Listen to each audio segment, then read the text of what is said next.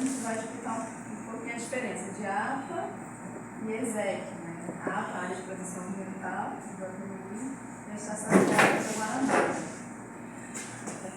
Não, é só você falar, eu vou mostrar aqui, ó. Sim. A APA é esse de verde aqui, ó. O limite da APA no mapa estão em verde. Não sei se vai É só, não dá para ver a cor, só falar a cor eles já... O verde é o da APA. Isso, o amarelo é a estação, o limite da estação ecológica. Então ela está inserida dentro da APA de Guapimirim. A APA de Guapimirim foi criada em 1984.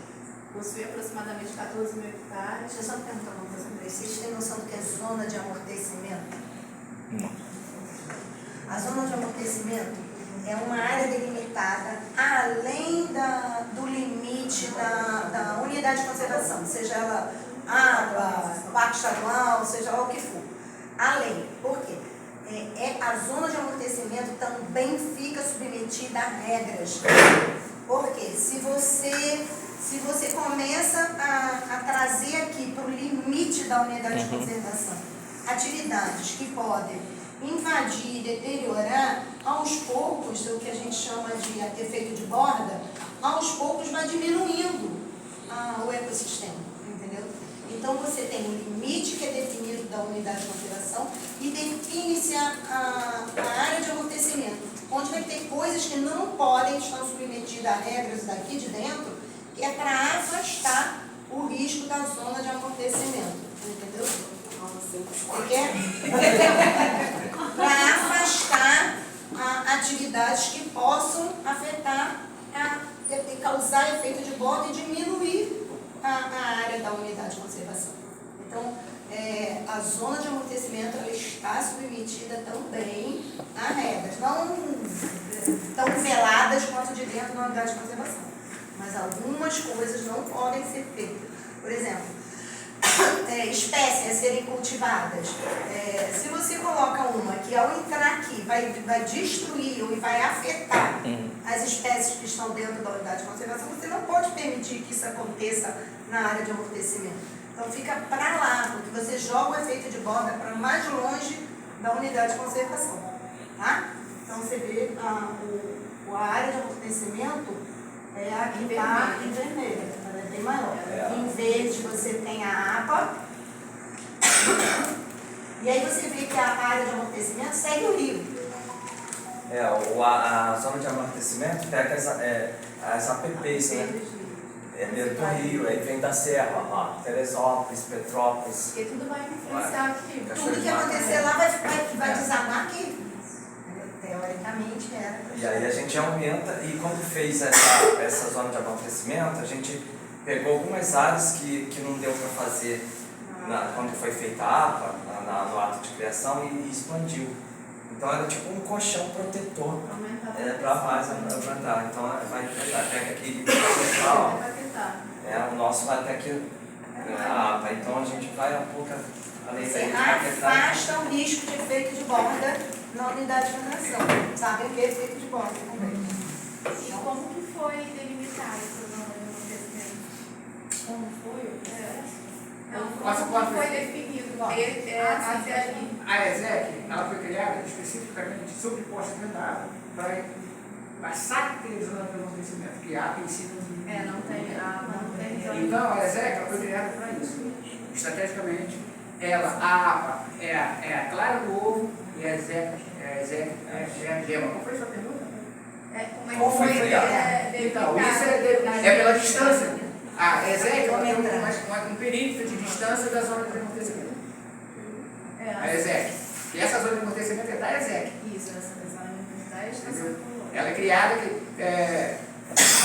no limite da ESEC, tem 7 km fora do limite da zona de amortecimento. É assim que é criada.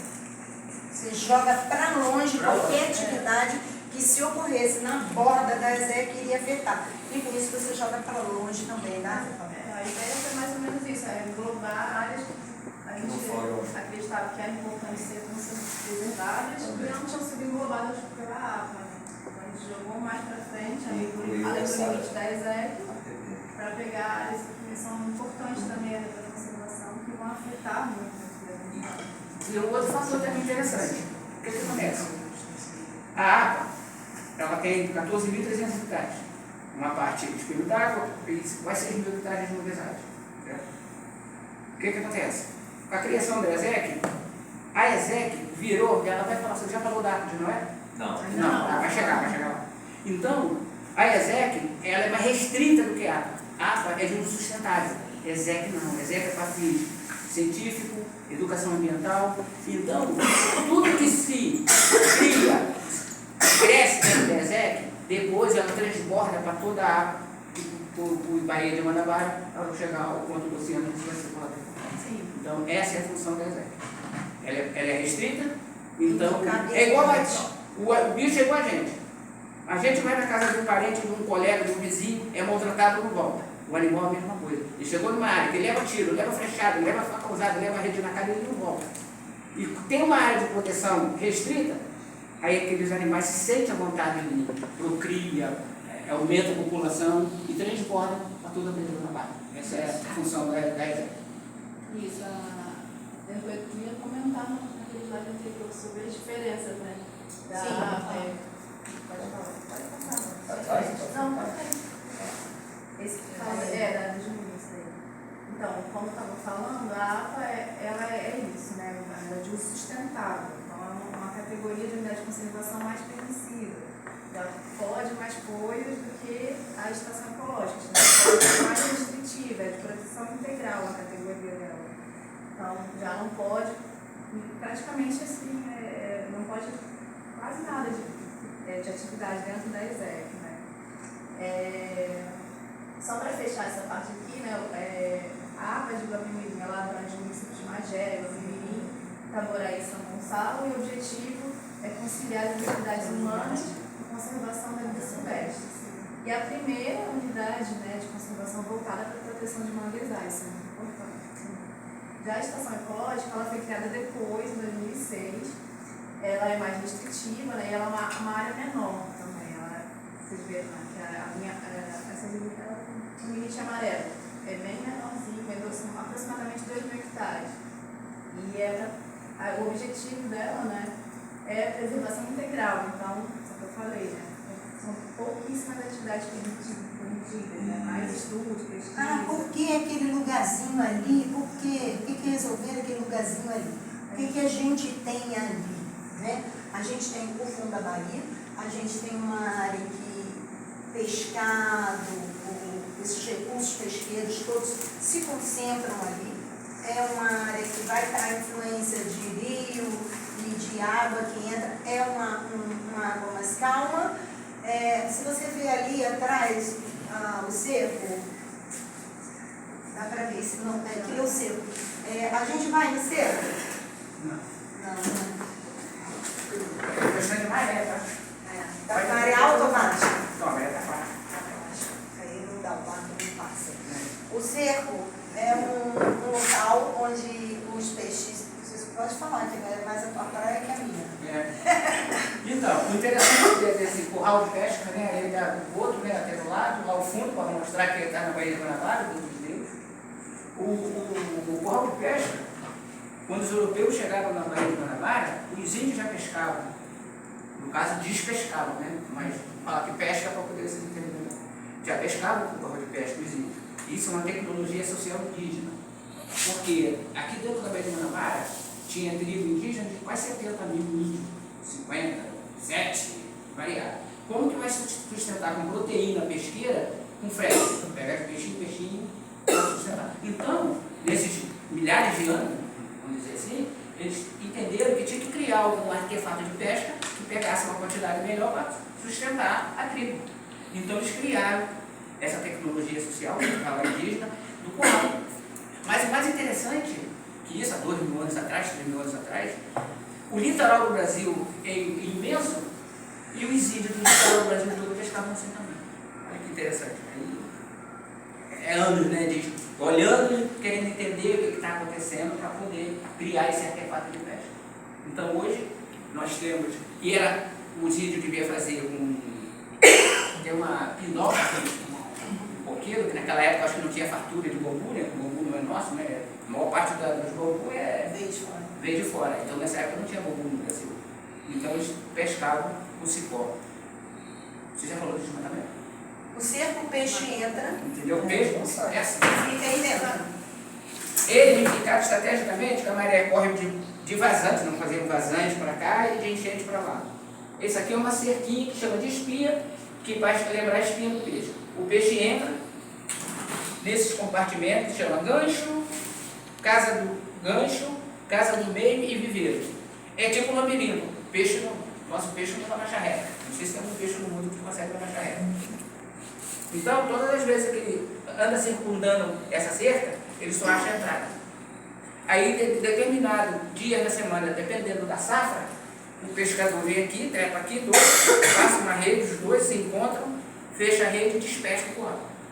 O pescador artesanal de curral, ele não é pescador, ele diz pescador, porque quem pesca são esses artefatos que eram feitos com madeira de mangue, por uma falta de educação ambiental do pescador artesanal, que ele é como se ele matasse a galinha do ovo de ouro. Ele desmatava o manguezal, tirando a árvore mangue é árvore, e cria um peixe. Então, se você vai lá, come a galinha no outro dia, não vai ter um ovo de ouro no ninho. Então, é uma metáfora. Bem isso que acontecia. Ainda usam. O ralo sim, mas hoje é com bambu e eucalipto, vigiado 24 horas pela nem pode fazer mais nada, só reformar. Não pode. Só os que já existiam. Ainda em relação a ESEC, aqui a nossa tem um diferencial. Normalmente a ESEC são áreas bem restritivas que não tem acesso. Aqui porque tem rios que cruzam a ESEC, e tem pescadores artesanais que está liberado a pesca de compulsar, manual, não pode ter rede. Então tem um diferencial na ESEC, porque normalmente a ESEC é só com autorização. Intocabilidade. É a única unidade de conservação de uso restrito no Brasil a ter esse termo de parceria com o pescador. E foi feito alguns estudos para que entendesse que existia a possibilidade do pescador artesanal catar caranguejo em outra área. Mas a área que definiram a criação da ESEC é a área mais produtiva em caranguejo e em peixe. Então, tem um acordo, tipo um acordo de cavaleiro, os pescadores artesanais, que eles usem de uma forma mais sustentável, eles foram educados para isso, para usar de uma forma sustentável. Por quê? Se chega aqui, criando uma ESEC, está proibido todo mundo catar caranguejo aqui e pescar. Pescador artesanal, de varinha, de caniço. Ia marginalizar essa população e criar um conflito com a gestão da unidade de conservação. Esse gato errado. O pescador ia virar oprimido e o gestor opressor. Aqui é totalmente diferente a mentalidade da unidade de conservação. Os gestores, quando chegam aqui, já chegam entendendo a forma que é assim que funciona. E aqui são extraídos 2 milhões de caranguejos por ano. E dá emprego para mais 600 famílias de pescadores e pescadores artesanais que estão caranguejos nessa área. E a pessoa se chega nesse público, olha, são nativos dessa população histórica. Então, por isso que tem esse termo de parceria e de amizade com os pescadores artesanais do entorno da área. A estação ecológica ela tem um zoneamento, né? Ela tem áreas de zoneamento. Então, a gente define, dependendo das áreas dentro da estação ecológica, áreas que podem ser usadas, áreas que são mais restritivas, isso. E então, dentro da estação ecológica, a gente tem essas zonas que são permitido o uso, né, da população tradicional, dos pescadores, continuar a realizar essas atividades, mas tem que ser acordo, né? Normalmente, a gente tem esse acordo de forma que seja de forma sustentável, né? A extração mais sustentável também, para não danificar tanto o meio ambiente. E há tanto impacto. Isso, para não impactar tanto o manguezal.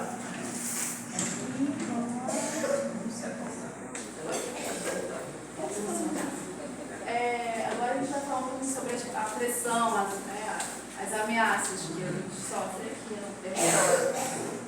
Então, a APA do Apimirim e a Estação Ecológica de Guanabara, elas estão situadas, né, bem no meio de diversos empreendimentos, diversas atividades que são extremamente poluidoras ao meio ambiente, como, por exemplo, o complexo petroquímico da Petrobras, é o Comperd. Tem o Reduc também. Então, tem diversos empreendimentos em torno que ficou muito. A gente tem esse desafio, né, de como fazer a gestão da área com tantos empreendimentos que vão poluir a região. Então, a gente tem a questão do licenciamento ambiental, a gente participa do licenciamento desses empreendimentos, né, e aí a gente pode, aqui o Comped, né, a área do Comped. Então, a gente acaba analisando esses processos do licenciamento ambiental para estabelecer medidas de compensação ambiental, condicionantes, para evitar que a poluição, né, desses empreendimentos os impactos sejam maiores ainda. Aqui a gente vê um pouco do antagonismo, né? Aqui na Baía do Guanabara a gente tem grandes navios petroleiros, né? E nessa imagem a gente mostra esse antagonismo, né? Pequeno pescador e atrás do grande navio petroleiro, né? Polui muito enquanto o pescador está tentando sobreviver aqui, apesar dessa navios petroleiros. Quer falar um pouquinho sobre essa imagem?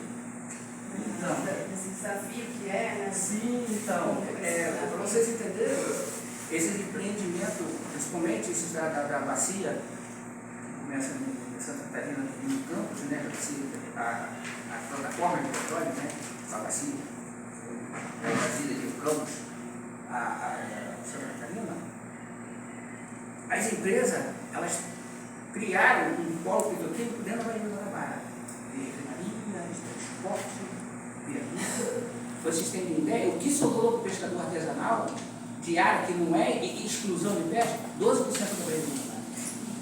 Então, é uma briga direta do pescador artesanal com essas grandes empresas. É só uma queda de braço. O pescador não consegue, né? Esse mesmo tendo o apoio da unidade da gestão da petroquímica, que é uma unidade que eu vou falar sobre isso, que, como eu falei antes, que tem uma parceria com o pescador, não tem esse trabalho que eu viajei bastante no Brasil, depois de formalizar a Organização Nacional de Universidade do Brasil, e uma parte das unidades de conservação, agora fui para a academia falar disso também, que o servidor, às vezes, ele se sente com o poder de oprimir o pescador. E a ideia do Instituto não é isso. E isso, quando ele age dessa forma, que é o caso da água, da biologista traz conflito com a unidade de conservação. E quando a gente fala, nós temos que ampliar de novo a unidade de água para inibir que o fundeio dessas embarcações que presta logística para as plataformas de petróleo não avance mais para dentro dos 12% que ainda existe para a pesca. Claro, o pescador avança mais do que isso, mas para não diminuir isso. E o pescador fica com medo por causa de história de outras unidades de conservação ser o opressor da pesca artesanal. Então é difícil a gente entrar na área hoje. Eu nem posso mais me denominar pescador, porque eu virei pessoa jurídica, de estar presidente de uma entidade, né? Então eu perdi o direito, mas continuo brigando pela pesca, porque a cooperativa era formada por pescadores e pescadores artesanais, mas não trabalha com pesca, trabalha com prestação de serviço. É diferente. Então é isso, a criação, tudo. Aí a gente está ali disputando espaço. Está um pouco distante, mas evita que o peixe passe por causa do barulho, da luz, está dentro do canal. A gente está discutindo tudo isso para ver se diminui esse impacto. Está difícil. Hoje tem 26 plataformas na bacia de Campos, né? Santos, na verdade. Até 2030 vai para 50, 60 plataformas. Imagina. E toda a logística, 90% vai ser pela Baía do Guanabara. Vai ter um fluxo desses barquinhos que fazem trabalho offshore de mais de 50 mil entrada e saída na Baía do Guanabara. O peixe vai passar por lá. O peixe vem do oceano para entrar na Baía do Guanabara. Outra pergunta, essas indústrias que estão ao redor, né? Elas jogam algum tipo de dejeto? Tem, eles falam que não. Lastro, água de lastro, quando eles vão fazer limpeza, sempre tem resíduo de petróleo. E eles falam que tem muitas águas na Baía de Guanabara, que tem empresa que retira para poder fazer a queima. Isso é conversa dela. Surgiu, para vocês terem uma ideia, o nosso marisco, nesse período que eu fiz no fundo da Baía de Guanabara, diminuiu 100% a quantidade de marisco hoje aqui. Hoje está tendo uma espécie invasora que está convivendo, proliferando na área que o nosso acabou e ele está existindo. Ele é geralmente africano, geralmente não é espécie asiática. Ah? Esse é o mexilhão dourado? É um verde, dourado, imenso, isso também é ser bonito. E ninguém tem certeza se ele é próprio para consumo. Porque se ele é próprio para consumo, igual a tilápia, que a tilápia foi produzida, hoje a tilápia é necessária. Vai ficando não. Mas a tilápia hoje virou geração de renda. E esse marisco, o pessoal está comendo, mas não tem nada provado que ele é impróprio. Mas ninguém assume a responsabilidade de você. Não, esse marisco é impróprio para consumo.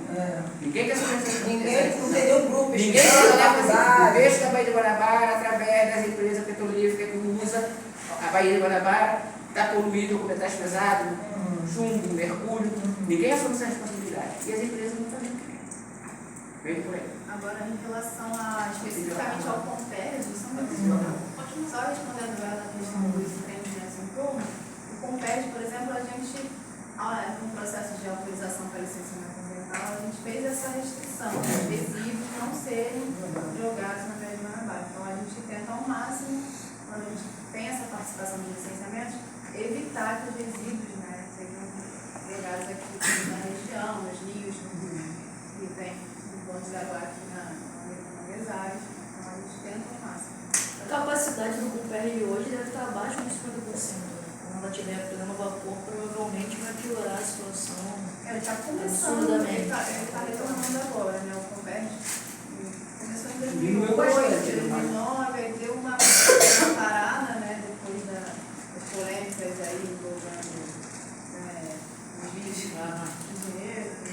Mas agora está retomando. A gente está retomando, recebendo novos processos sobre o Convert.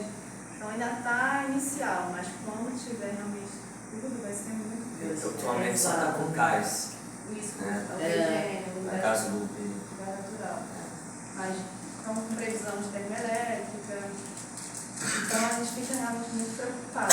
Eles são pessoas de fora, né? Não é mais da Petrobras. Boa parte é da espera. Terceirizado. Boa parte é da espera. Está privatizado, Ainda tem a Petrobras no Pode processo. passar uma conversa comigo, não, por favor? Aí, o Compés. O primeiro impacto pior que aconteceu no Compés, toda essa área, não sei se é quantos hectares, eu não lembro da vez, quantos hectares? É enorme.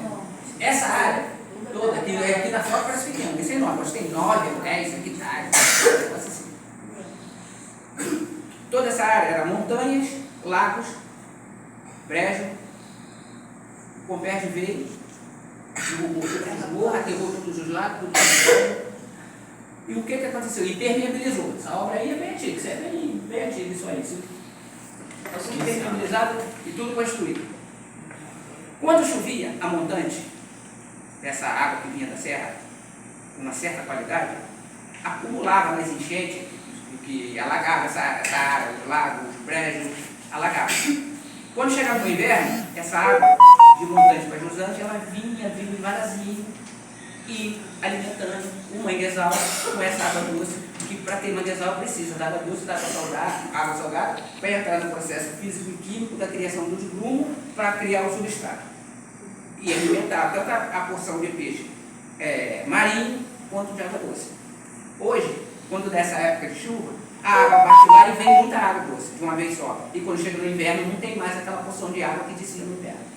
Isso aí é uma das coisas. Isso aí é muito perigo, né? E os acidentes, que há pouco tempo teve, de petróleo. E aí vai sendo cada vez dificultando mais a vida. O manguezal, ele, depois do desmatamento, ele se regenerou com a própria resiliência dele. E o que ele não conseguiu regenerar, nós já estamos em mais de 300 hectares de restauração de manguezal. Essa ação dessa vez antrópica do ônibus positivo enquanto o mundo pega fogo, a APA, o Guapimirim, a Estação Fazenda Guanabara restaura. A gente entrega em média mais de 10 hectares restaurados por ano. Né? Então é uma porção bem importante. Porque quando teve a Olimpíada no Brasil, eles prometeram plantar 12 mil árvores na Mata Atlântica, e não aconteceu. A gente planta em média 50 mil por ano, em média. Inclusive as áreas de restauração já estão acabando. Graças a Deus, já está ficando tudo restaurado. E o Comperj ele vem com esse empreendimento, que o mãe vai ter que se reinventar, porque ele também não pode ser água salgada pura e nem duas puras, tem que ter um equilíbrio. E ele está chegando esse equilíbrio.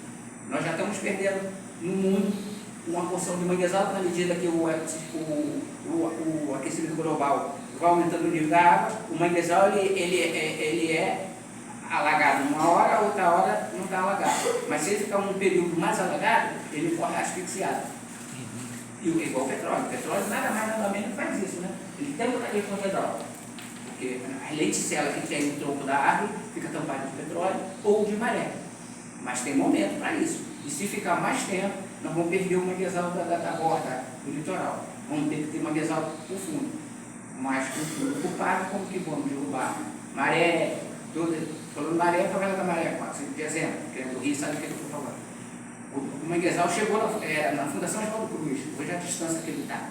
Então, né, toda a costa do entorno da Baía do Guanabara, que o Comperj veio para acontecer. O Comperj podia ser qualquer outro lugar do planeta, menos aqui.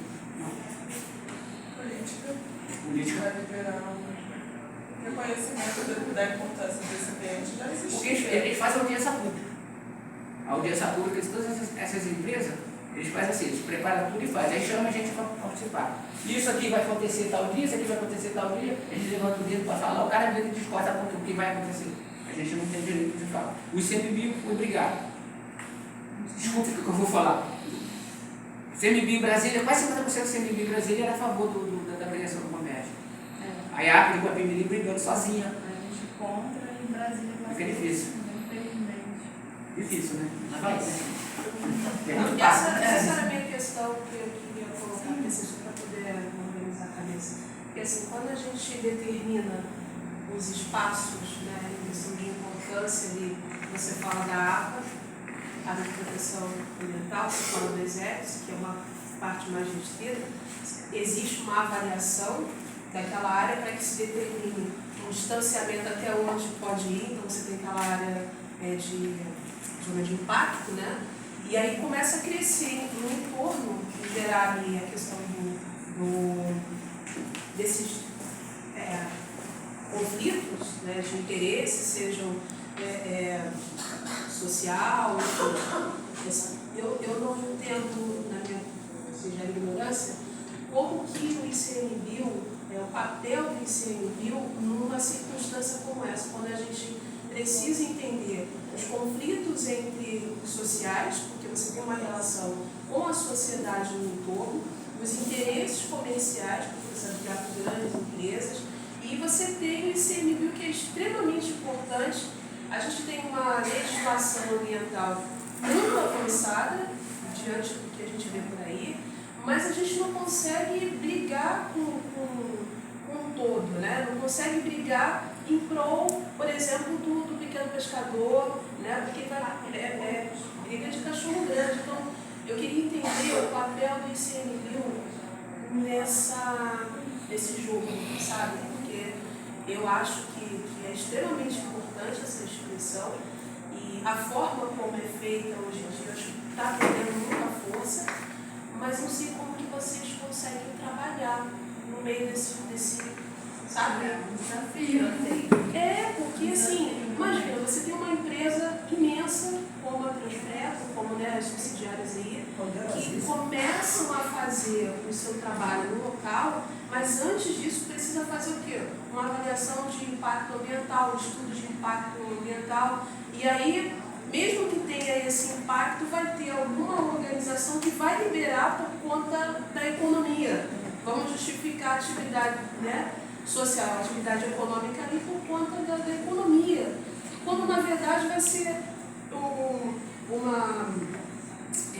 uso da área por um período, porque não vai se regenerar, mas no mangue não consegue se regenerar. Mas existem outras áreas que não, existem bichos específicos dali que só tem aqui. Entende? Então, como que o ICMBio se comporta nesse meio? Parece que fica muito, sabe? A gente tenta atuar dessa forma, como eu falei, né? Participando do licenciamento ambiental dos empreendimentos, estabelecendo determinando condicionantes, restringindo certas atividades das empresas. Por exemplo, com o PERJ a gente... Mas vocês não fiscalizam, fiscalizam, vocês não são a gente fiscaliza vocês também. fiscalizam. No primeiro momento é licenciamento ambiental. Posteriormente, depois que a licença é emitida, a gente fiscaliza para ver se essas condicionantes estão sendo cumpridas, se eles estão cumprindo os acordos que eles se determinaram a cumprir. Então a gente tem também, posteriormente, essa fase de fiscalizar e de multar, caso a gente verifique que tem alguma irregularidade. Então a gente vai a campo, a gente tem também essa ação posterior, né? Do licenciamento, depois a fiscalização. Então, a gente tem essas duas formas de atuar contra esses empreendimentos, né? Esses grandes empreendimentos. E como a questão da parte social, a gente tenta incluir ao máximo, né, os comunitários, as populações locais para participar da gestão, tem o conselho gestor. Então a gente está sempre tentando fazer da melhor, incluir e fazer a gestão voltada para essa parte socioambiental. Acho que seria por aí, né? A resposta. Tem uma dificuldade, de vez em quando a gente É porque tenta vocês se expõem, fazer alguma sabe? coisa, Vocês são representantes. aí vem lá de cima e quando a gente fica engessado. Então, a gente está aqui APA, tem o ICMBio e tem acima do ICMBio, né? A APA a gente quer fazer bem aqui no local. A gente teve recentemente esse conflito com o licenciamento da linha de transmissão. Da linha de transmissão. A gente chegou recentemente no processo da linha de transmissão. A gente solicitou complementos complementares, porque a gente achou que não era o suficiente, não avaliaram os impactos especificamente na região, nem colocaram a estação ecológica nem a APA como comunidade de conservação do território. No IENIMA não apareceu a zerar. Não tinha nada no estudo, né? E a gente então pediu essa complementação, mas Brasília autorizou, O INE autorizou. O INE autorizou também. Primeiro a gente tentou em cima. E eles também, eles usam de muita estratégia. Eles usam uma estratégia infalível. Foram no INE, sem falar nada com a APA, e pegaram uma autorização da termoelétrica. Mas essa termoelétrica tem que produzir e tem que usar o território. Aí o INE foi, autorizou a termoelétrica, sem a APA saber. Quando a APA foi lá, eles tinham que expandir a termoelétrica, o que ela vai produzir, o tamanho, o que ela vai impactar. Mas a termoelétrica já dava. E o que vai agregar a termoelétrica? Isso ninguém falou antes. Porque ele faz assim, apresenta o projeto, se essa sala, eles apresentam um piso desse. Aí depois vem com mais uma coisinha, mais uma... Eles estão com mais uma uma coisinha. estratégia E o fatiamento. médio, de uma certa forma, ele fica engessado. E precisa, de uma certa forma, para que nós, população do território, invoque, passe uma carta de intenção, um documento reclamando, questionando esse empreendimento, para que a unidade tenha condições de ir no Ministério Público e questionar. O próximo passo é judicializar, né? Essa questão. Fiscaliza, mas não pode chegar lá e derrubar, meter o trator, derrubar lá para botar. Não pode, não tem esse poder. É difícil. Aí em Brasília também, Brasília fica dividido. No caso, não tem um processo no INEA, do tipo, eu estou abrindo uma empresa que aí o INEA não tem uma metodologia do tipo, para vocês fazerem isso, vocês primeiro têm que comunicar o menor que está próximo, que é no caso a APA, vocês resolvendo com eles, aí vocês vêm a gente... Expulha, tá? Na verdade, a licenciamento ambiental, quando afeta uma concentração, o órgão licenciador tem que consultar a gente. Então, o INEA tem que não é o empreendedor, é o próprio INEA que teria. Mas de qualquer forma, ele deveria ter essa comunicação antes de dar a resposta. Sim, primeiro, em termos de referência, quando eles vão solicitar os estudos ambientais para o empreendimento, a gente deveria ser consultado, a gente já não foi. Já não foi.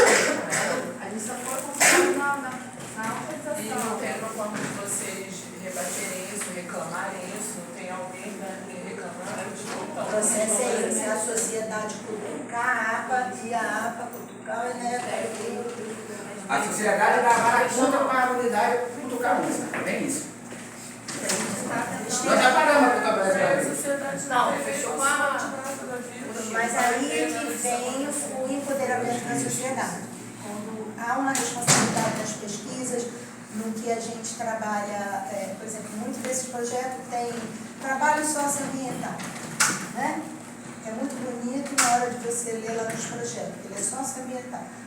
Na verdade, eles esquecem o social e trabalham pesquisa de um cara que está fazendo uma monografia, o outro está fazendo não sei o quê, e aí finge que está fazendo trabalho social. O trabalho social é o que eu vejo, o resultado do Malafaia. É você criar uma associação, dar conhecimento, empoderar a sociedade. Não só para Malafaia, como a Márcia também, né? Sim. São pessoas que eu vi crescer e brigam mesmo e conseguem chamar o grupo e fazer reuniões e instruir o grupo, porque o grupo não tem esse conhecimento.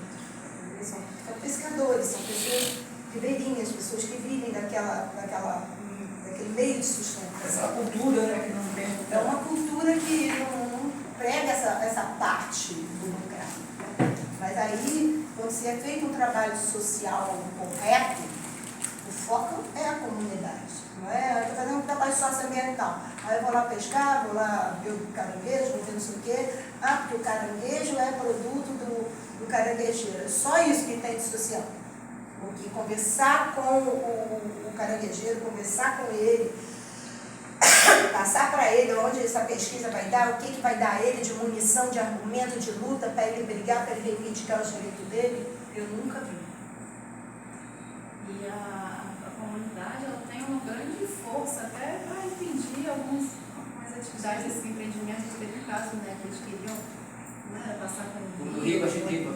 ficar no Rio, e aí teve uma mobilização, eles eram a imprensa e conseguiram impedir que eles fizessem uma atividade no Rio, né? Sim. Uma das coisas que a unidade de conservação conseguiu foi que não passasse nenhum duto dentro da unidade. Mas aqui nós estamos a montante do problema. Tudo que acontece, nós estamos a jusante, aliás, nós estamos a jusante do problema. Tudo que acontece a montante impacta aqui no meu jeito. Ah, não está passando aqui dentro, mas vazou lá, vai chegar aqui, né? Tem um acidente, ela vê normalmente que alguma substância no meio vai chegar.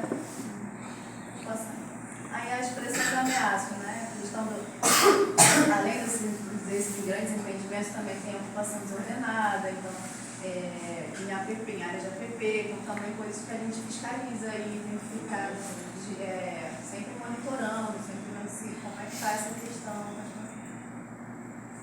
Nós fizemos um trabalho recente não, tem alguns anos, que foi por conta da condição do lixo que a gente verificava chegando aqui, nós fomos ver como é que estava a situação das margens do rio, aí nós escolhemos o Guapi Macacu, subimos o Macacu avaliando as margens do rio. Tem um artigo até publicado, não sei se vocês tiveram posse dele. Primeiro a gente passa por área de fazendas, que não existe mais vegetação de mata ciliar, não existe. É tudo desborrocando, tudo caindo e o pasto vem até a beira. O acesso do gado ao rio. O gado, para quê? Isso é uma estratégia do fazendeiro, para não ter que levar água, canalizar água para o gado. Então o gado vai se dessedentar na beira do rio. Só que o peso do gado desmorona tudo, está assoreando tudo aqui atrás. A quantidade de sedimento que está chegando quando a maré baixa, a gente não passa. Se a maré não estivesse baixa, a gente ia para o pacto sono. Entendeu? Mas isso é o quê? Tudo desborocando, tudo desmanchando, tudo saindo, boi dormindo na beira do rio. É bom para o boi, mas não bom para o fazendeiro, que economizar com o barro do rio e para a APA não é. Porque esse barro está todo vindo, está descendo, tudo desmorocando, descendo. Não há uma vegetação.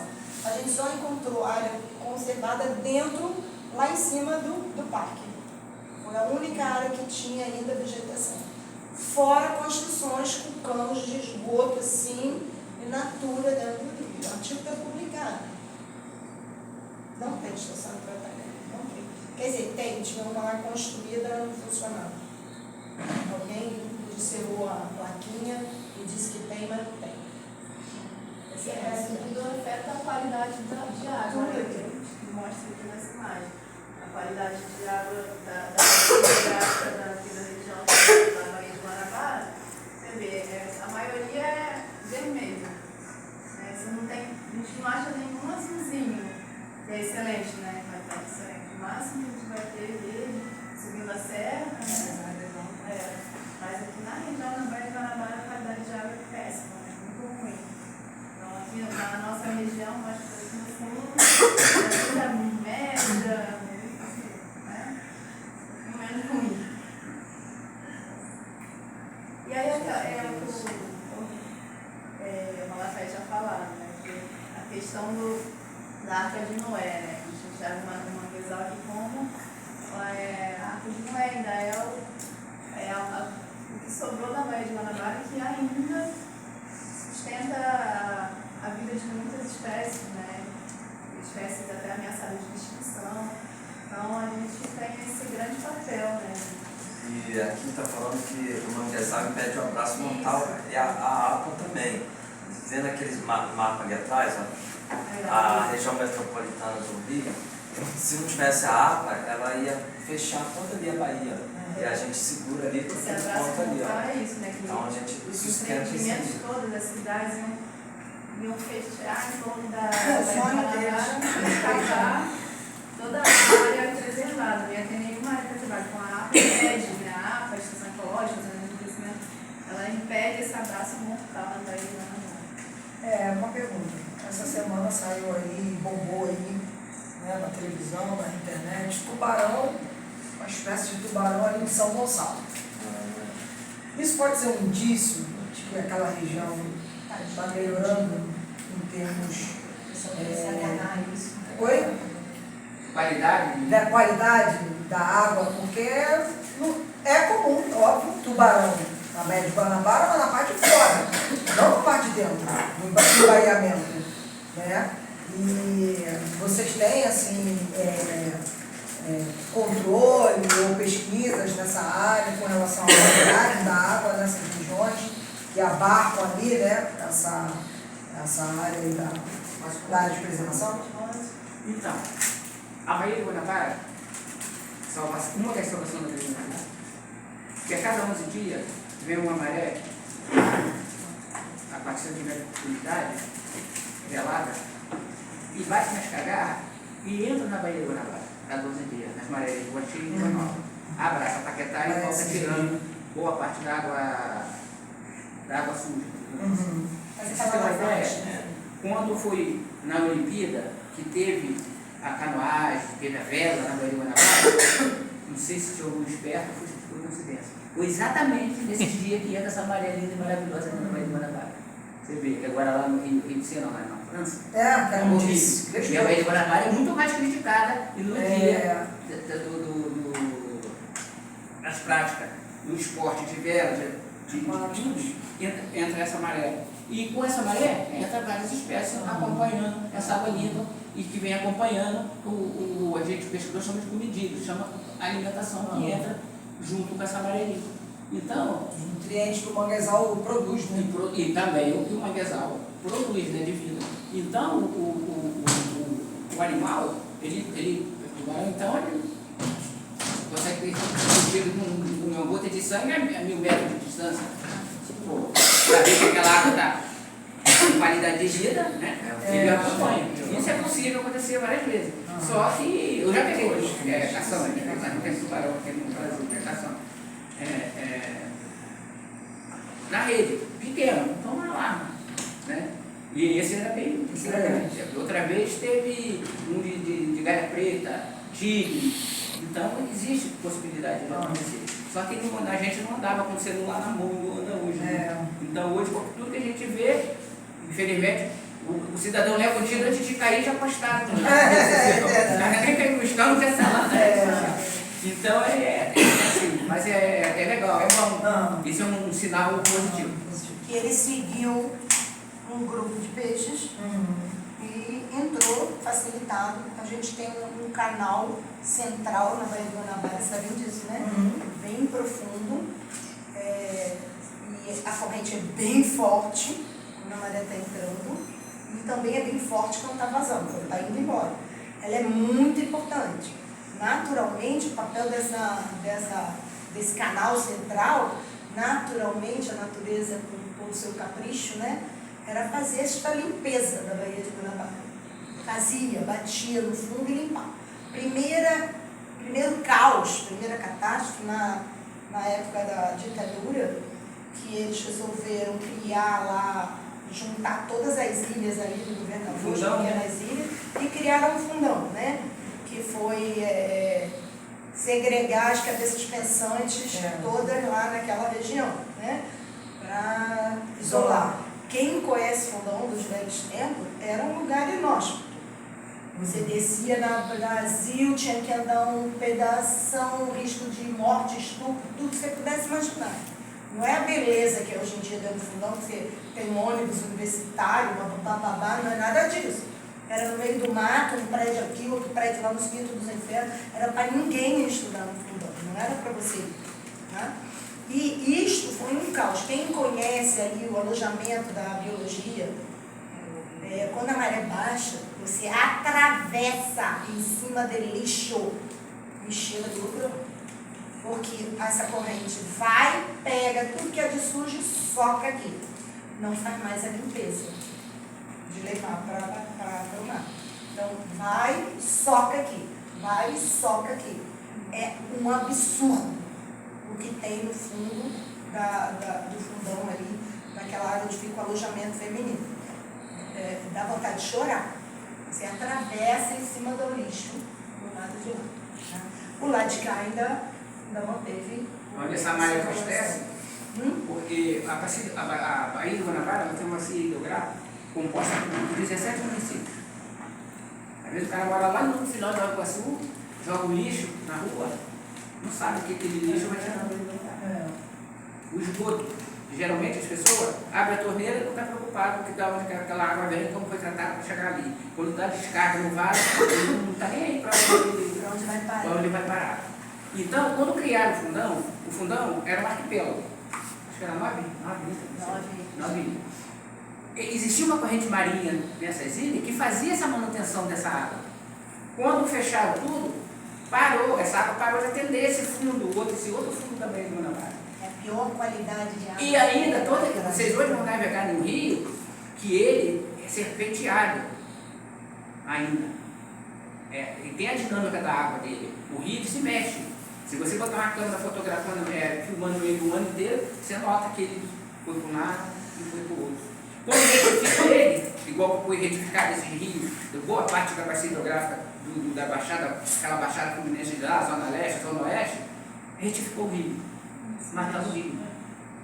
Porque o rio foi, coitado, já volta com um mega doutor, mas errou nisso. O rio foi retificado para acabar com a febre amarela, acabar com outras doenças. O rio ficar mais ligeiro e não proliferar essas doenças no rio. Mas aí matou o rio. O rio não pode ser retificado. E outra parte também com a expansão imobiliária. Porque o rio, o que é que São Paulo, uma parte dos bairros de São Paulo é várzea? Várzea é a área de curvas do rio, aonde momento alagado e momento não alagado. Aí você retifica, aterra aquela área de várzea, mas na hora da chuva, a água não tem para onde ir, vai para casa das pessoas. Simples assim. Então, esse é o que a gente hoje luta para não retificar os rios. Até uma limpeza de rio, que nós pescadores, estamos sangue dele. Nós pescadores reclamamos de não dragar um rio, mas milhões de informação tem no leito daquele rio. Muita vida tem no leito daquele rio. Mas só com aquele problema, igual o Bezerra falou, da falta de manutenção das matas ciliares, a montante do rio, da expansão imobiliária, a montante do rio. Isso que é uma das partes do judicial. Eu trabalho no turismo básico comunitário. Eu tenho que escolher o dia de atender o turista. E tem dia que eu não consigo acessar a Baía do Guanabara, por causa da maré vazia. Por causa do assoreamento. Baías. Até agora, eu desse fato, Todas as baías do mundo é condenada. Uma época, ela tem um tempo de vida. Se a Baía de Guanabara ela fosse durar 1000 anos, ela vai durar aqui não. Por causa do sofrimento. Então tudo isso vai influenciar no regime hídrico, no regime de marés, afetar aqui a umidade. Então, apesar disso tudo, a umidade, essa região ela ainda abriga muitas espécies, é uma área preservada, a última área da Baía de Guanabara que ainda é conservada. Então, a gente tem 237 espécies de aves, 167 espécies de peixes, 34 espécies de répteis e 32 espécies de mamíferos. Então, é uma região muito rica, né? Biodiversidade, você lá encontra boto, né? E já teve 800 na Baía de Guanabara, os botos, da família dos cetáceos, hoje tem 34. Primeiro, o boto ele se comunica, o grupo em si, por vocalização. Mas tanto o barulho da Baía de Guanabara, o nosso boto da Baía de Guanabara é o boto que vocaliza mais alto de todos os cetáceos do planeta. O da Baía de Guanabara, por causa especificamente do barulho, da poluição sonora. É muita construção em volta, desses fundeiros, desses barcos que fazem o offshore dos empreendimentos das plataformas de petróleo, os navios que vêm pelo mundo todo e chegam na Baía de Guanabara. O outro vai ter que falar alto, porque senão ele não consegue se comunicar com o outro da espécie. Tudo isso é impacto.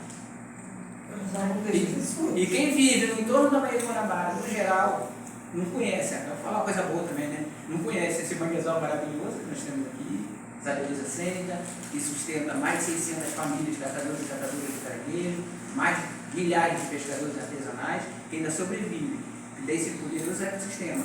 Que o que vem de montante, quando passa no período de manguezal, ela chega a 60% mais qualidade de vida e nutriente para a Baía de Guanabara, para chegar na costa do Oceano Atlântico.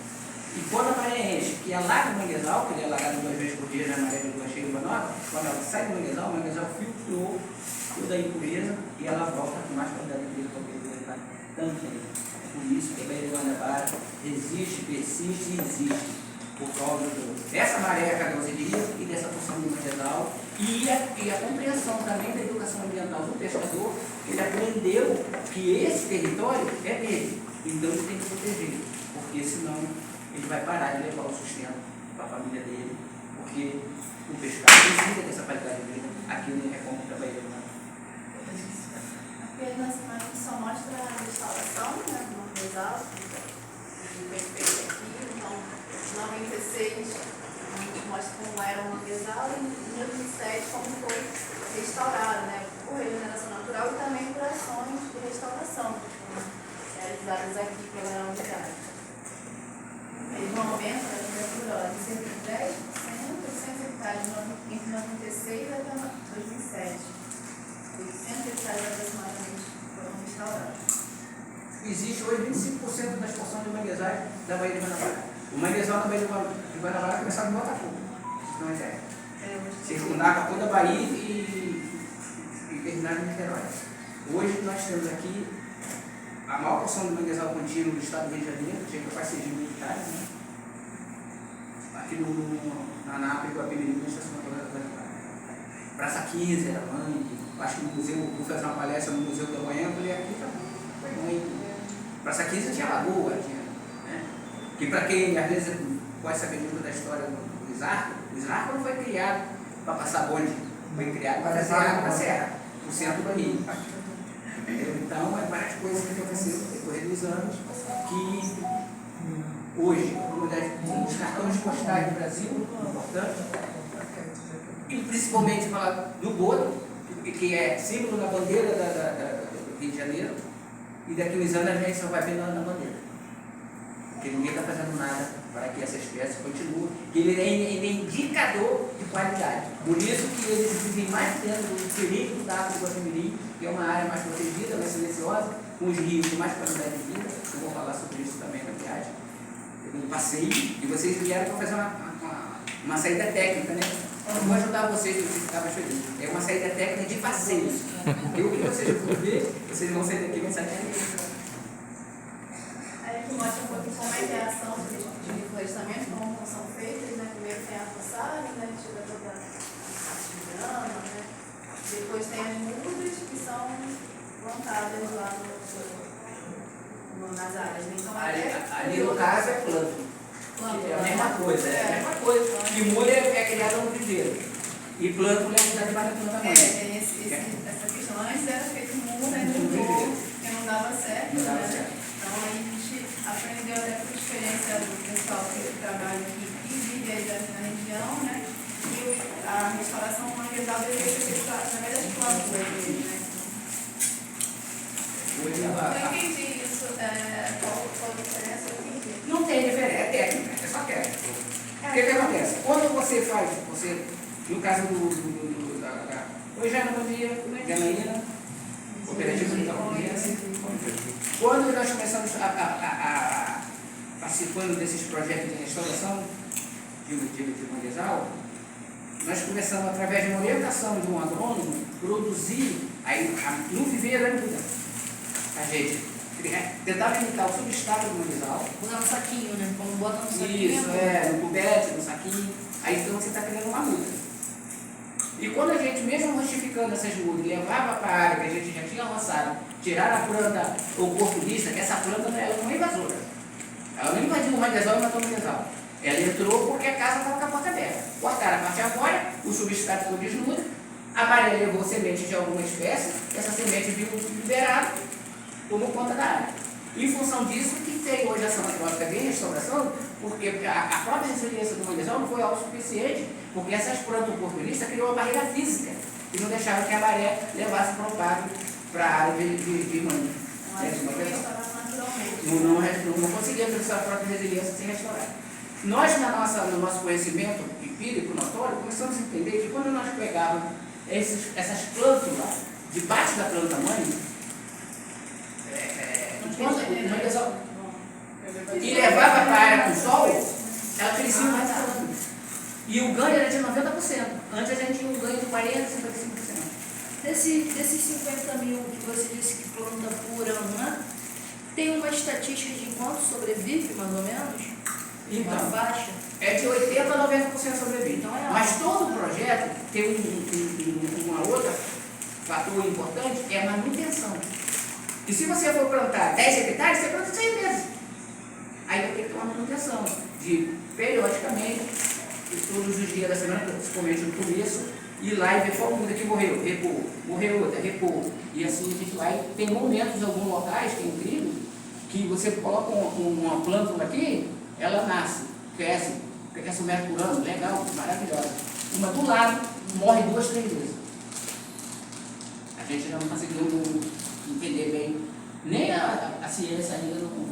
Mas alguma coisa de sedimento, ou ainda tem função daquela planta oportunista, deixou muita química ali e que a plântula do mangue ainda não conseguiu sobreviver ali. Mas na medida, quando a gente entrega um projeto, esse ano nós entregamos 2 projetos, um projeto, o nome Sobre Mangue, e um projeto da Lavara Verde. Uma da NTS, da Transportadora do Norte Sul, e uma outra da Chepac, que é uma empresa que tem esse tipo de navio que faz offshore nesse plataforma de entregando 55 mil mudas plantadas, todas elas vivas, e já com regeneração natural, que é da onde a gente tira esses planos. Nós estamos plantando mães aqui na África de Guapimirim desde 2009. Vocês conseguem trabalhar com alguma coisa de sequestro de carbono para em unidade de conservação? Você não vai permitir isso, né? Porque não pode, não está plantando, né? Em unidade de conservação não. Não pode. Parece que Mas é poder. seria maravilhoso, né? Para ajudar a área. Igual quando a gente, não sei se alguém aqui conhece Yara, Yara é uma mega pesquisadora de manguezal no Brasil, ela é de São Paulo. Nas costas dela a gente chama ela de dinossauro da pesquisa. Na frente não, só ela, quando conheceu o nosso trabalho, ela reprovou. Mas que um manguezal sadio, ele tem que ter uma quantidade de árvores adultas orbitárias, que são 1.600 árvores orbitárias, e uma quantidade de plâncton agregando aquele espaço, para que quando a planta tamanho morrer por um raio ou alguma praga, essa população de plâncton cresça. Isso não é vaga, centenas de anos. Mas ela esqueceu que quando a gente retira essa quantidade de plâncton embaixo da planta-mãe, a gente tira aleatoriamente em áreas diferentes para misturar o DNA da planta, para que se dê uma praga futura, não morra todo mundo. Variabilidade, né? A planta-mãe, ano que vem, ou esse ano mesmo, frutifica e lança os propágulos e refloresta essa regeneração natural de novo. Porque quando ela está na regeneração natural, ela está em competição. E muitas delas vão morrer. Porque quando a gente separa uma da outra e leva para a área que foi limpa, ela cresce 1 metro por ano, obrigado. Eu adoro luz também.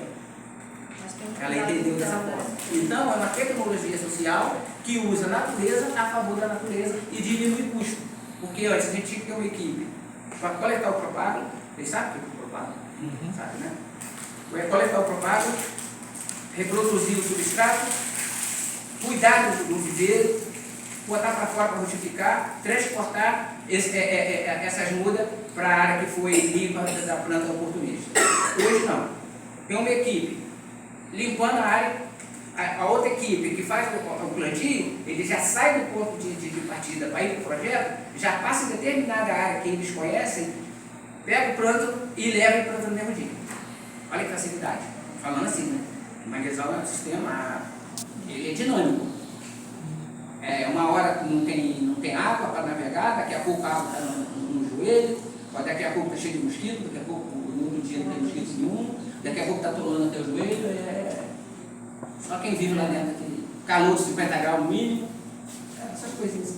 Vocês retiram e plantam no mesmo dia? Como é que é isso? A ideia é sempre essa. É coletar hoje de manhã e plantar hoje também. Então, por isso que eu planto sempre mesmo. E levar ela com todo cuidado, levar com bastante substrato em volta da raiz, até que ela entenda que ela foi transportada, ela já está meio consolidada. Morre, alguma morre, mas aí que veio a manutenção, de ir repondo algumas que morreram. Tem um controle de distância, cada propágulo pode ser replantado em alguma distância mínima, próxima? Sim, então, eu vejo alguns que trabalham com instalação de plantar muito próximo. No meu conhecimento, no meu olhar, eu acho que é errado. Porque se você tirou a planta da competição e plantou ela em competição, o que acontece? É que hoje eu não tenho oportunidade. Tem áreas que foram plantadas em 1,5 metro, 1,5 metro. Parece uma plantação de eucalipto. E não tem a regeneração natural. Por quê? A planta não desenvolve o hormônio para ficar frondosa, criar galho e engrossar o caule. Ela só quer crescer, porque a outra está crescendo, ela não pode. É incrível.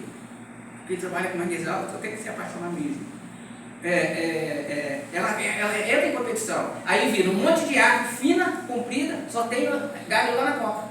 Quando você coloca, no mínimo, um espaçamento de 2 por 2, ela desenvolve o hormônio de galho. Quando você chega aqui 1 ano, 2 anos, a maior parte das nossas áreas de restauração, que nós já restauramos mais de 60 hectares, hoje serve de viveiro natural para a gente restaurar outras áreas. Mas tem essa medida aí, não, bem próxima, eu imaginei alguma distância maior, tipo, pegar tudo. A ideia é ter que colocar mais. E levar bem para De distância, 3 por mas aí, de 3, repente, naquele porque a lugar- regeneração natural é tudo. A gente tem área de 2013, e hoje já está com 8, 9 metros de altura. Por ela ter ficado um pouco mais próxima, a regeneração natural, 8, 9 anos, a regeneração natural começa com 1 ano e pouco, porque às vezes você tira um plântano desse, com 1 ano ele já está frutificando, já está produzindo regeneração natural. Olha só que legal. Ela era pequena, não era uma criança. Apesar de uma árvore de mãe, ela tem que ter pelo menos 70 anos para ser considerada uma árvore adulta. A maior parte dos 90% do manguezal que foi destruído aqui, cortado e queimado na isolaria, ela tem 40 anos de idade, é a idade da unidade de conservação, que é a unidade de conservação. Então ainda são jovens, mas está sequestrando carbono, está produzindo vida, toda a força, né? Porque falar de mim, né? Eu estou com 62 anos, eu não estou produzindo mais do que um garoto de 20 anos, é a lógica da vida, né? Então elas estão produzindo bastante vida, ainda mais que elas passaram um tempo em uma situação de competição, de sombra, que as primárias, existe, né, principalmente no continente, existe as primárias que tem, as primárias são as que crescem primeiro e as outras que estão de lei, maneira de lei, né, espelhos, jacarandás, tem que ser plantado na sombra, que quando as outras morrerem, elas vêm e tomam conta da área. Então, o manguezal não é diferente disso, né. Então, nas áreas que nós contamos, os plantos baixinhos. Caiu um raio, queimou assim, vamos dizer assim, umas 50 árvores. Aonde o raio bateu e queimou 50 árvores, o plâncton, que está a mesma idade daquele que está pequenininho, já está com medo. Então, precisa de luz e de chuva, incrível. Ela adora água doce. O ano que chove periodicamente, tranquilo, ela cresce 1 metro por ano. O ano que tem menos chuva, ela cresce 1 metro. Aí a gente fala tudo, né, do nosso instrumento de gestão aqui na área, a gente tem o conselho gestor, a gente faz essa gestão participativa, como eu falei, né? Atua desde 2001, o conselho gestor na área, desde 2006, da ESEC. Tem vários, aí representantes são do conselho, tem diversas entidades, órgãos públicos, ambientais, tem setores da pesca, também turismo, indústrias, organizações não governamentais, universidades e centros de pesquisa também. São 30 membros. 30 membros. A gente tem um plano de manejo, que é um documento mais técnico, a gente vai estabelecer o zoneamento e as normas da unidade de conservação. Determina em cada região o que pode, o que não pode. Tem um plano de manejo da APA, que é de 2004, e um plano de manejo da legislação ecológica também, que é de 2012. Então, a gente tem também a parceria, né, a cooperação com a SOS Mata Atlântica, que é uma fundação que apoia a gente na gestão. E a gente não tem muitos recursos aqui na unidade, então a gente precisa dessas cooperações, desses apoios, né, para fazer a gestão. Eles são um parceiro muito importante para a gente, eles apoiam financiando pequenos reparos, nosso aqui na sede, também com a questão de manutenção da infraestrutura, das nossas embarcações, apoia a gente na sinalização também terrestre e aquática, e também questão de ações de comunicação, divulgação de eventos. É um grande parceiro nosso para a gente conseguir ter recursos para fazer essas atividades nossas. Também temos ações de educação ambiental, como a gente está fazendo aqui agora, a gente recebe grupos, diversos grupos, fala da importância da unidade, e tem o turismo de base comunitária, né, que é uma ferramenta muito importante para a conservação, envolve os comunitários, né, e fortalece, né, essa questão da comunidade local, através das saídas guiadas, né, cursos culturais também. Também tem o artesanato. E a questão mais da fiscalização, né, como eu falei, a gente também atua fiscalizando. Então, a gente tem a questão terrestre, toda semana a gente faz rondas na unidade, no território, para fiscalizar. E também a parte aquática também, a gente tem site com nossas embarcações para fiscalizar o território, ver se os regramentos, tudo que estão no zoneamento, no plano de manejo, estão sendo cumpridos. Fiscalizar o defeso. E o defeso, Eu ia falar, período de defesa de camarão, de caranguejo. Mais um caranguejo. Porque o pescado, em geral, em águas abrigadas, a tainha, camarão é obrigada a não ter defesa. E a proteção dentro do rio, né? De pescar de rede, pode ir dentro da água, pode pescar de anzol. E principalmente a pesca de salto, que é a pesca esportiva, o pescador artesanal, já não é o caso, o pescador artesanal vem tirar o sustento dele na pescaria. O defeso é um período. Pode?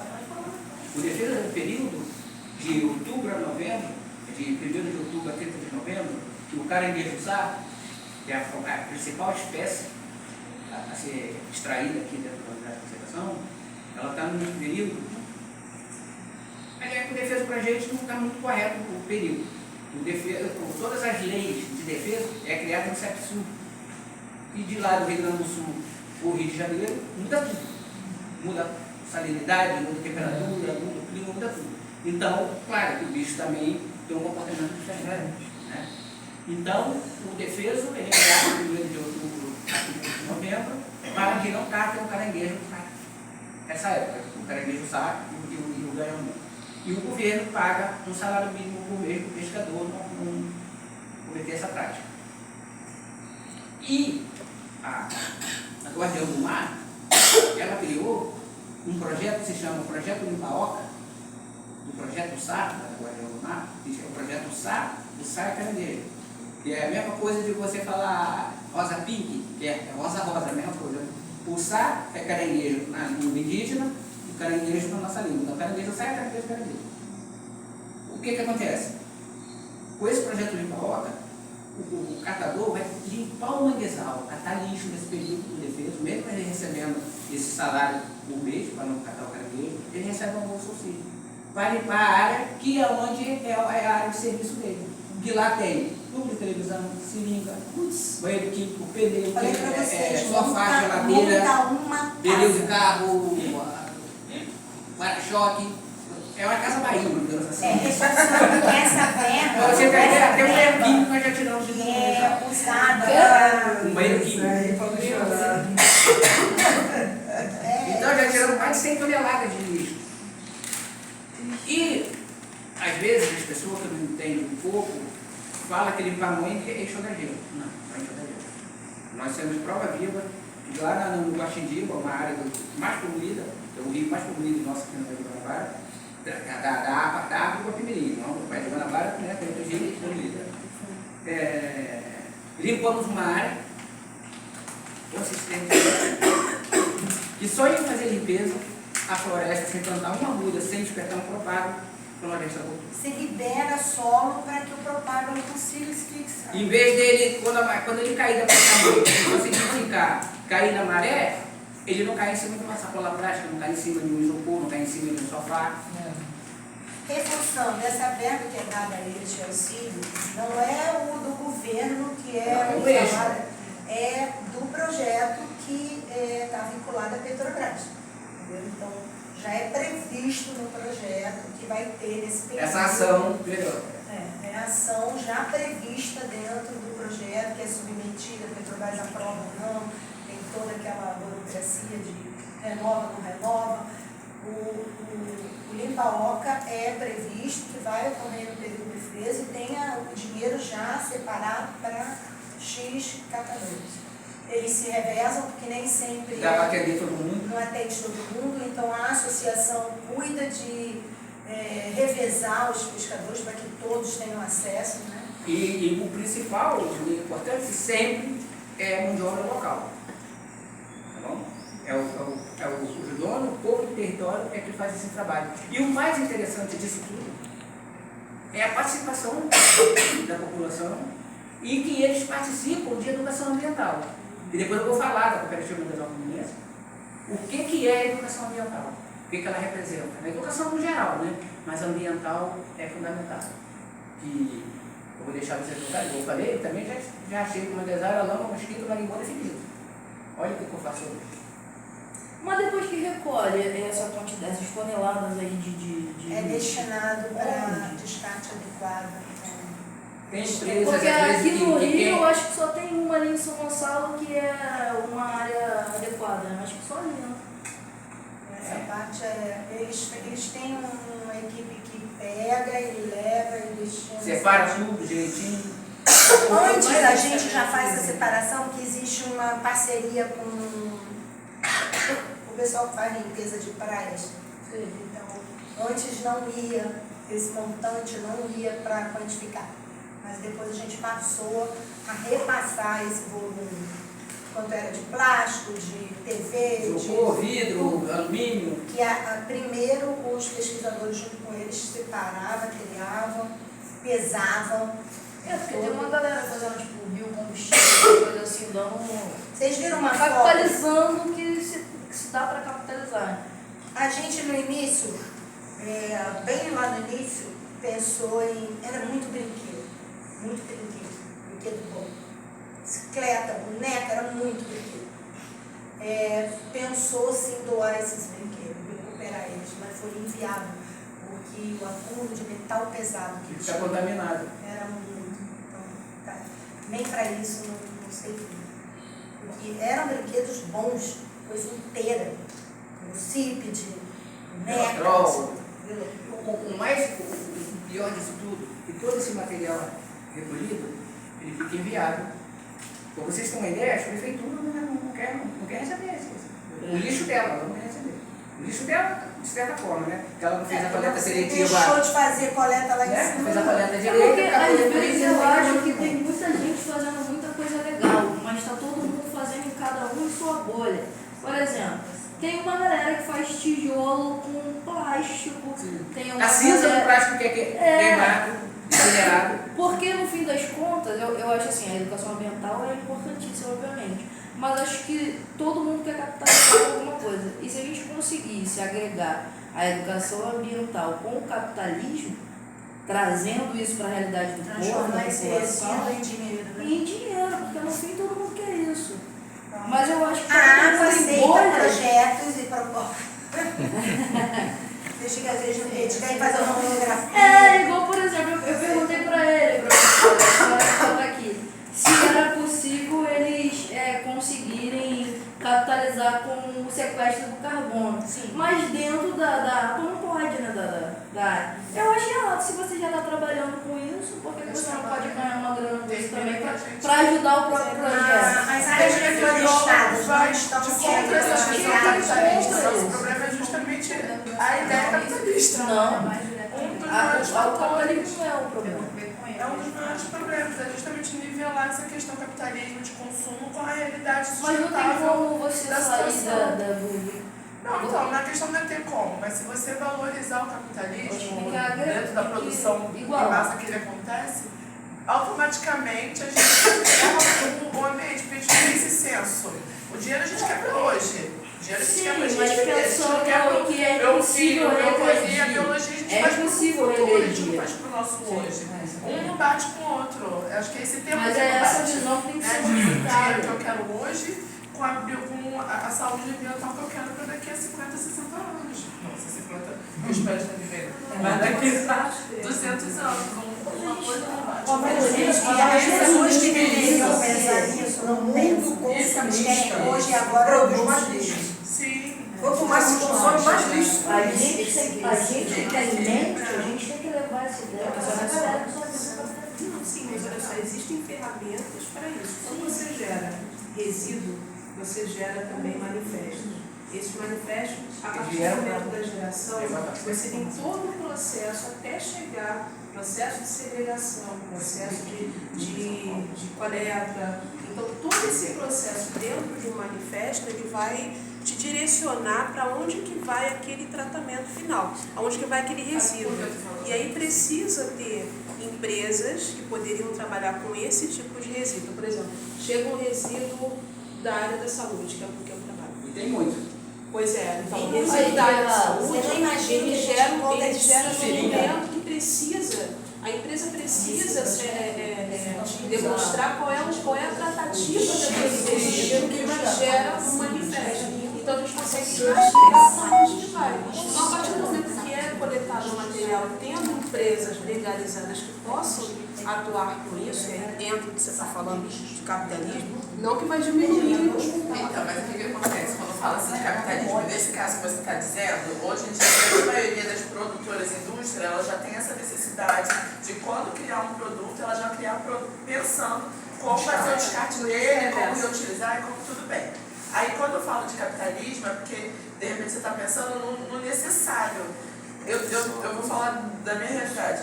Eu trabalho com comércio de roupa, fashion assim, é uma coisa terrível, é um nível de capitalismo que não tem saúde que sustente, saúde ambiental que sustente esse giro.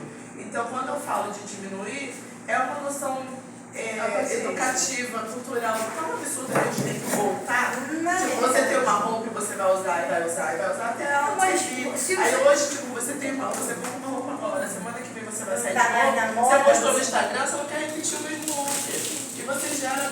No México tem uma... Então é mais nesse lugar, entendeu? Quem está conseguindo Mas é dar uma desse freada e fazer com que as empresas se preocupem são as certificações ambientais. Sim. São as empresas que precisam de certificação ambiental. Para fechar negócio com empresas que cobram, eu não fecho com quem não tem certificação ambiental, elas estão se adequando. Os ISO da vida, os selos verdes, selo azul.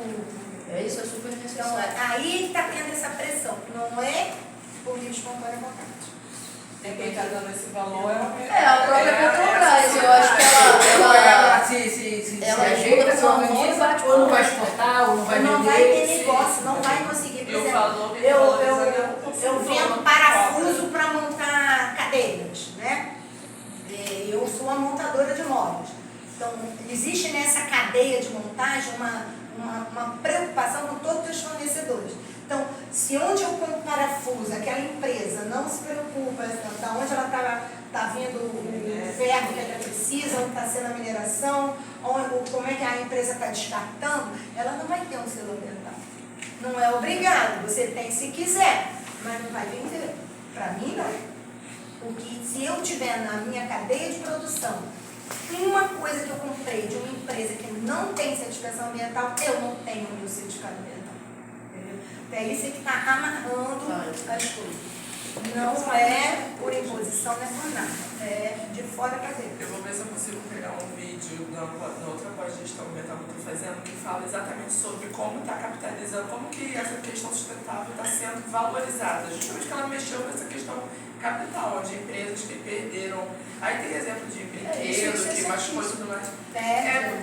Você ganhar esse valor justamente pelo selo. Você não está Eu acho que as empresas do dia a dia, Natura, Boticário, que estão. Mas você vende mais se você tiver essa ideia. Eles mostram isso pro povo na televisão. E tem selos que cuidam até da parte social. Tem selos específicos para ver se você faz o trabalho com uma sociedade em torno de onde você, teoricamente, está impactando. Só de existir ali você está impactando. Então, tem vários selos, cara. E esses selos criados que não são nossos, suíços, europeu, não sei da onde, esses selos criados por esses grupos, essas instituições, é que estão dando esse freio. Não é lei, não é. Você não é obrigado a ter, mas também você não vai vender.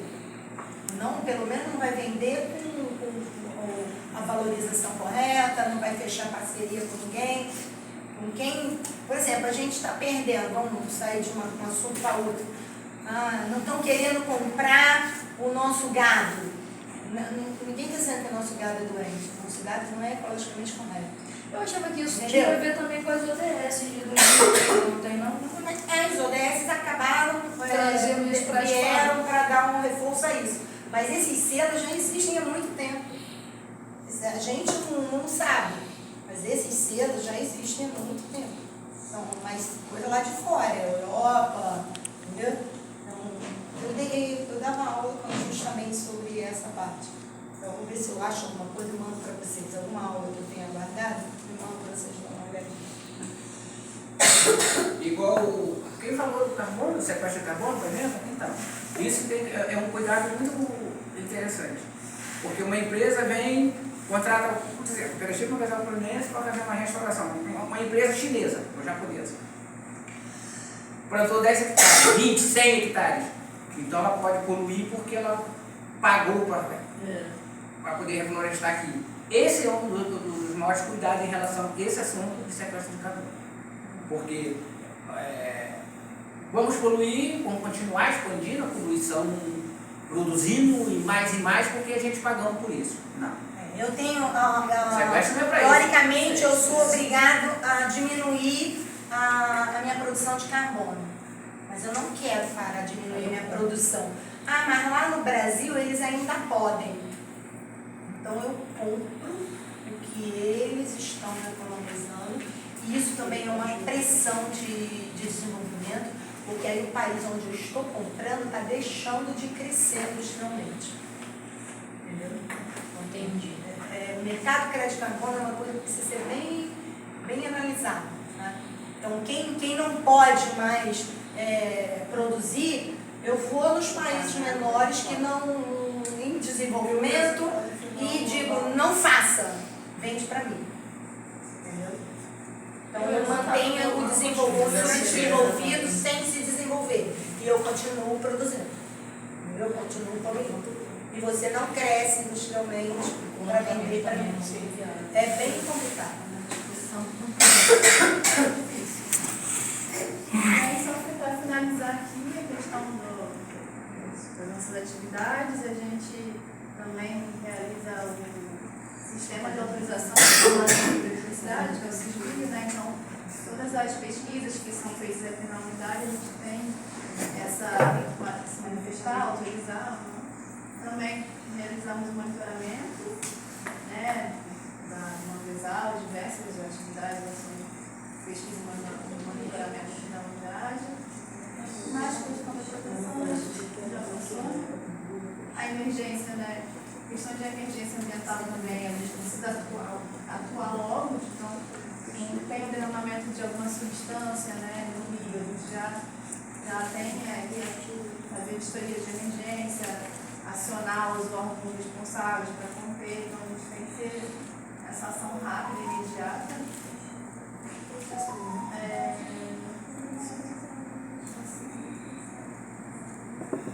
E a questão do mosaico central fluminense, né? A gente faz parte do mosaico central fluminense, engloba diversas unidades de conservação aqui, na região central. O mosaico é uma forma de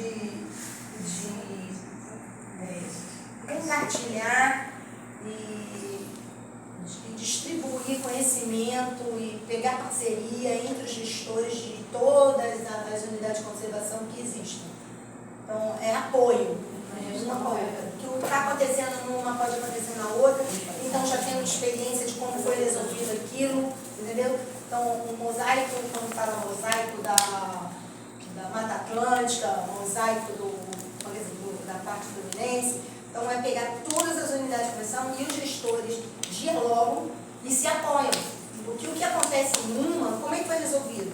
Entendeu? Já tem um know-how, já passa para outra, e eles se unem, eles trocam conhecimento, impactos que estão acontecendo, coisas que podem acontecer numa e acabar estourando na outra. A gente tem um problema assim, lidar com uma sociedade é complicado, entendeu? Eu trabalhei lá em São Paulo, no Parque Estadual da Serra do Mar, eu trabalhava com a comunidade local, dói o coração você sentir a realidade da comunidade, né? E você não pode isso, você não pode aquilo, você não pode aquilo outro. Ver um cara ser preso porque uma árvore caiu e ele estava tirando a casca para fazer uma canoa, que era uma prática caiçara normal, mas a árvore já tinha caído, aí ele vai preso, porque aquela árvore tinha que reintegrar nutrientes no solo, não é impacta. Tudo bem, tá certo. Mas e a prática caiçara? A cultura, né? E a cultura?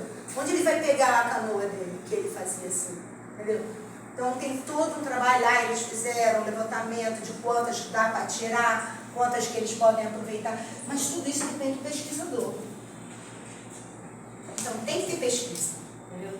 Então, quando eu costumava dizer muito para os meus alunos, quando pensar em pesquisa, pensa na sociedade, pensa numa pesquisa que você vai dar um retorno para a sociedade, não interessa quantas patinhas tem um copépoda, tá para o inferno.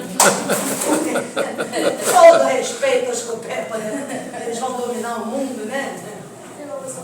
Mas, poxa, vamos ver o que dá para ser produzido cientificamente, que vai dar respaldo à sociedade frente a esses impactos, a essas situações que eles têm como viver. Tá? Então, foi preciso uma pesquisa, foi feito um levante pessoal de engenharia ambiental, aí fez um levantamento de quanto de árvores que caem que poderia ser disponibilizada para fazer canoa. Enquanto isso, o senhorzinho ficou preso. Entendeu? Porque ele estava fazendo uma canoa que era uma prática cultural caiçara. Em fazer ele entender que a árvore caiu, não foi ele que derrubou, dói. Mas... Hoje eu vou fazer uma pergunta só para finalizar, mas é uma curiosidade. Assim, quando a ideia de fazer um desenvolvimento, qualquer tipo de pesquisa, seja qual ramo for, você não acha que seria obrigatório fazer uma matriz de risco para colocar os impactos que aquilo vai causar socialmente, economicamente, sei lá, no todo, e aí tentar desenvolver qual plano de ação poderia ser feito, quando é o que eu vejo assim, lendo por cima de alguns projetos, que a pessoa coloca ali um tema, mas diz qual é o problema e não desenvolve, e não coloca para a sociedade, talvez, coloca assim os lados que poderiam, ou que estão sendo afetados, ou que, enfim, que podem ser desenvolvidos. Eu não vejo muita pesquisa, pode ser que eu esteja pesquisando direito, não sei também, mas eu não vejo muito essa preocupação quando se desenvolve um projeto de se olhar para o social também. Se olhar, eu vou te responder com um movimento. Esses chefes de laboratório, eles têm projetos financiados. E projetos financiados para fazer X. Eu sei que eu briguei dentro da UFRJ para fazer meu projeto. Fiz sem bolsa. Eu tive avô-trocínio e minha orientadora que comprou meu barulho. FAPERJ me legava bolsa porque a minha área de estudo era em São Paulo. E a FAPESP me legava bolsa porque eu era uma pesquisadora do Rio. Entendeu? E aí eu fiz na cara e na coragem. Fiz um levantamento de 40, não sei quantos quilômetros todo do Parque Estadual da Serra do Mar, que é uma costa imensa, belíssima. E eu encontrei 2 estações de algas novas para o Brasil, uma ocorrência nova para São Paulo, e que ninguém ia saber se eu não metesse a cara. Mas não interessa. E alguns projetos já são encomendados, as empresas que estão financiando, elas querem isso aí, não faz nada fora do padrão não para não incomodar. E o chefe de laboratório não quer perder dinheiro, né? Ele vai. Tem chefe de laboratório que tira do bolso quando ele vê que o seu projeto. Lá na FAMAT a gente tinha, eu trabalhava com isso, com o PIBIC e o PIBEX. O PIBEX é o que você é obrigado a levar a produção científica que auxilie a comunidade no entorno da faculdade. Entendeu? Então, era com resíduo local, era sensibilização ali, era trabalhar com o pessoal ali da cantareira, entendeu? Então, a gente descobriu que a gente tinha 2 alunos, tivemos 2 alunos com tuberculose, numa época em que a tuberculose já tinha desaparecido. E aí, com esse PIBEX, a gente descobriu que ali onde é o restaurante agora era o Bin Laden. E assim, o ponto onde era todo morador de rua, tomava um cafezinho, num copinho de vidro, e acabou. Eu estava ensinando tuberculose ali no tutelado. Entendeu? Então, funcionou, aí a gente passou. Copinho de plástico, a gente é contra, mas usa copinho de plástico, porque eles não esterilizam os copos, não adianta. Então, são trabalhos assim, você se preocupar em fazer um PIBEX, fazer um projeto em que você vai levar o resultado do seu trabalho para a comunidade no entorno, é muito importante. A UF faz isso, eu sou avaliadora dos projetos da UF, a UF faz isso, a UF tem essa parte de projetos extracurricular que vão atender a comunidade no entorno da universidade. Então, é querer fazer, né? Vai ter bolsa? Não. Os alunos já entram no laboratório. A senhora tem bolsa? Tudo mercenário. Tudo mercenário. A primeira pergunta que o aluno faz, né? Não? A senhora tem bolsa? A minha orientadora pega, tem. Estou aqui,